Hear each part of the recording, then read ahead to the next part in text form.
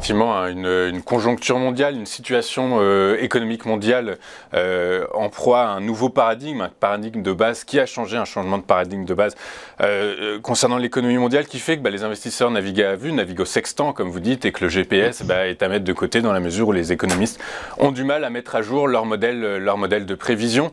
On va finir avec Vallourec fortement corrélé à l'évolution du baril de Brent, donc inévitablement le cours baisse depuis 5 séances, il cède quasiment 5%. Du coup, avec ce que vous venez de nous expliquer, de nous démontrer, on est en droit de supposer que Vallourec va continuer sa lente et inexorable baisse initiée depuis quelques séances. Oui, c'est ce à quoi on s'attend, et c'est ce qui s'est passé à l'ouverture, là où on est à 9,90 à peu près. Sur l'oblique basse, donc on voit la séance d'hier a été assez massacré pour Vallourec, puisqu'on est passé de plus de 11 à moins de 10, donc une belle bougie rouge baissière dans l'esprit de ce que je vous ai expliqué sur les prévisions un peu moroses pour la suite.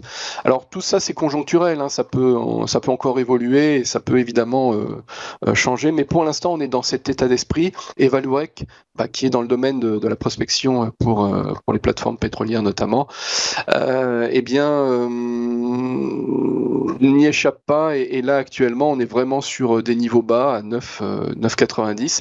Cette oblique, si elle venait à casser, alors là, ça serait la voie ouverte vers potentiellement 8,50 en premier niveau. C'est les niveaux qu'on avait connus cet été.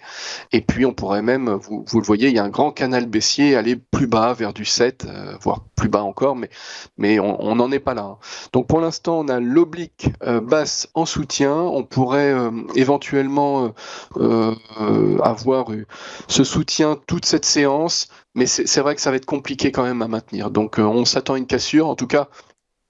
Pour les day traders, là, c'est plutôt en tant que market mover, c'est plutôt une valeur à surveiller pour une cassure de cette oblique, et puis travailler des plus bas sous les 9,90 pour un retour vers, comme je l'ai dit, vers 8,50 dans un premier temps qui est tout à fait envisageable.